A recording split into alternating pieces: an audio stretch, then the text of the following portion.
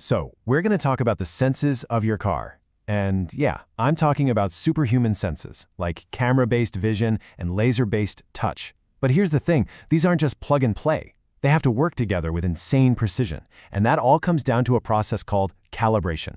It sounds a little over the top, right? A single smudge causing a critical failure. But I promise you, this question is at the absolute heart of what we're talking about today. It all has to do with the incredibly high stakes of advanced driver assistance systems, or ADAS, where one tiny, tiny little imperfection can cause a massive problem. Stick around and you'll see exactly what I mean. Okay, so to really get calibration, you've got to meet the two main players on your car's perception team. You've got the forward-facing camera and you've got the LiDAR sensor. They're both trying to figure out what's going on around the car, but they do it in completely different ways. And this slide nails the difference. Just think of it this way. The camera is the car's eye. It sees the world in 2D, just like a picture, and it recognizes stuff by how it looks. Lane lines, traffic signs, that kind of thing. But LiDAR? That's more like the car's sense of touch. It's constantly sending out these little laser pulses and timing how long they take to bounce back. From that, it builds the super accurate 3D map of the world, feeling out the exact shape and distance of everything. One sees, the other feels. Two totally different approaches. So for your car to make a safe move, its eye and its touch have to be perfectly in sync. They need to agree on what's out there. And that's the whole goal of calibration. It's the process of making sure both of those sensors are aimed at the exact same spot, perfectly aligned with the car's centerline. We're basically making them share one brain. Right. So how in the world do you test two senses that are this different? Well, you have to speak their language. Because they see the world so differently, you can't just throw up one target and call it a day. It's not a one-size-fits-all kind of deal. The camera, being the eye, needs something to look at. So we use these really precise targets, things with complex patterns like a chessboard or a barcode. The camera software looks at that pattern, and from the way it's distorted, it can figure out its own exact angle and position. It's basically a really, really high-tech eye exam for your car. LiDAR, on the other hand, is basically blind to patterns. It couldn't care less about a chessboard. Since all it does is measure distance with light, all it needs is a nice, simple surface to bounce its lasers off of. So we use a special reflector panel set at a very specific distance. And that really shows you the fundamental difference, right?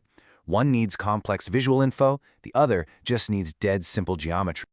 So you've got your targets, you've got your scan tools, but guess what? None of that matters if the room you're in isn't perfect. The workshop itself basically becomes a piece of the calibration equipment, and there are some really strict rules you have to follow, no exceptions.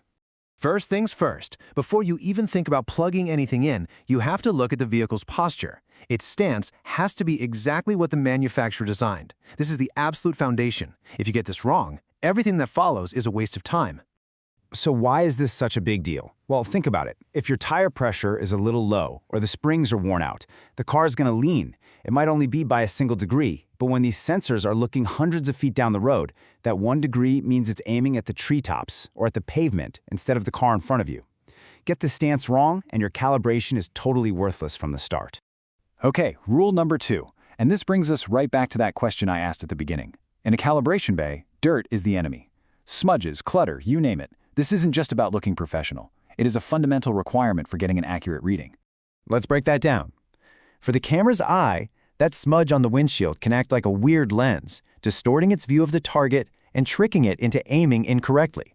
And for the LiDAR's touch, any dirt or even a bumper sticker over the sensor can block or scatter those laser pulses. It's like trying to feel the world while wearing a muddy glove. You're just not going to get a clear picture. And that brings us to our third and final rule, which is all about the space itself. The entire workshop bay has to be a controlled, predictable environment. You cannot leave anything to chance here. And this is so critical. A perfectly level floor? That's just an extension of rule number 1. It makes sure the car's stance is true. But the lighting for the camera, that's everything. Any weird glare, any dark shadows moving across the target, that can make it completely impossible for the camera to read the pattern correctly. You're basically turning the bay into a photo studio to guarantee you get one perfect clean shot. So we've gone through the what, the how, and the where. Now let's bring it all home and talk about the most important part, the why. All of this incredibly detailed, painstaking work, it all boils down to one simple, non-negotiable concept: safety. And look, this isn't some rare procedure that happens once in a blue moon. Just look at this list. You get a new windshield, you need a camera calibration. You get suspension work done, calibration. Heck, even hitting a really nasty pothole can be enough to throw things off. This is a routine, essential part of servicing modern cars. This quote really says it all. Degraded performance sounds kind of mild, doesn't it? But what it actually means is your automatic emergency braking might not see that person stepping into the street. It means your lane keeping assist might try to steer you into another car. The margin for error here is literally zero. At the end of the day, these incredible safety systems, they are only as good as their last calibration.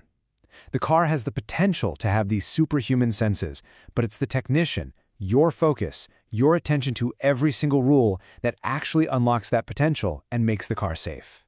So the next time you see a service bay that is spotless, brightly lit, and perfectly level, you'll know it isn't just for appearances. It's a high-precision laboratory. And that precision is what's keeping all of us safe out there on the road.